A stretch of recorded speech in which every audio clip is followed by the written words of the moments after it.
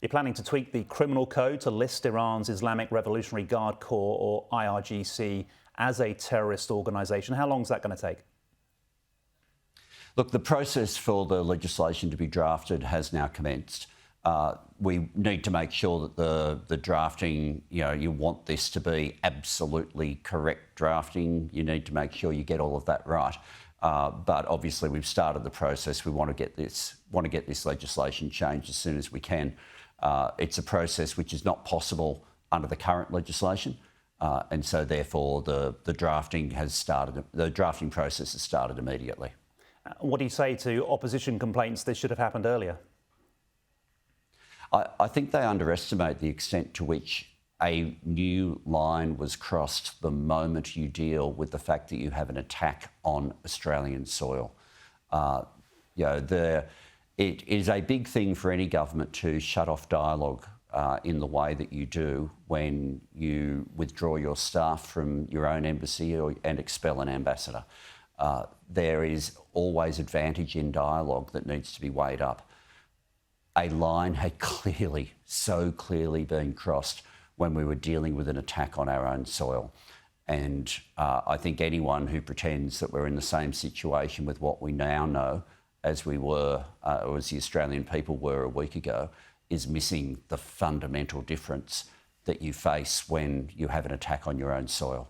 And nobody should view this as an attack on a venue or an attack on the Jewish community. This is an attack on Australia, and it needs to be treated that way. The IRGC is effectively Iran's regime itself. Why make that distinction? Sorry, I missed that. Could you ask that again, please? I apologise. Yeah, the IRGC, you're making them a terrorist organisation, but essentially they represent the Iranian regime in its totality. Why make that distinction? Oh, we have the information as to precisely which section this came from. It came from the IRGC. So therefore, we are making sure that the legislation will allow us to list the IRGC. We're not going beyond the assessment that ASIO have made. We're going precisely on the information that we have. And people should know, because obviously I'm closer to this, so I see it up front. But an extraordinary level of care and rigour goes into these ASIO assessments. They are not made lightly, and when something like this is made public to the Australian people, it's because there is a very, very high level of confidence of its contents. And of course, part of the story is the middlemen, if you like. How concerned are you that Australians could be susceptible to working for a foreign regime against the national interest here? So the assessment, if you look at the words of Mike Burgess, the Director General of ASIO yesterday, we are not making a specific claim about the intention of the people who have been charged or who have been arrested or were involved in Australia. We are not saying that they necessarily knew who they were working for or who they were dealing with.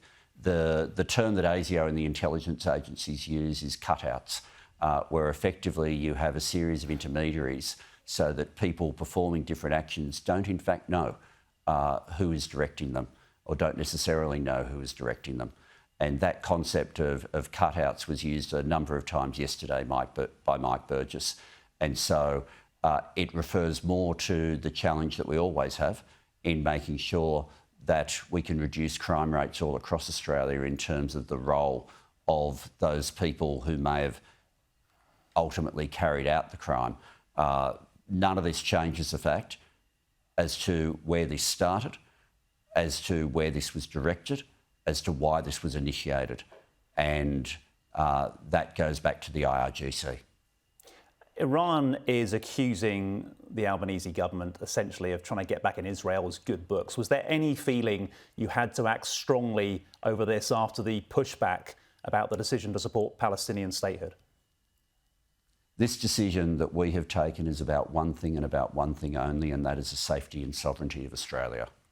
It's about the safety of Australians, it's about the sovereignty of Australians. And anyone who wants to try to to find some other reason here or there. It's just wrong. You don't need that. What you start with is the absolute principle that the first role of any government is keeping its people safe. And when you have an attack that has been initiated by Iran in this way, you can deal with the cutouts, you can deal with the proxies, you can deal with the intermediaries. Where you have a nation state behaving in that way, then we have to act immediately to protect the safety of Australians and protect the sovereignty of Australians. That's what we've done. OK, Tony Burke, thanks for your time here on First Edition. That's the Home Affairs Minister.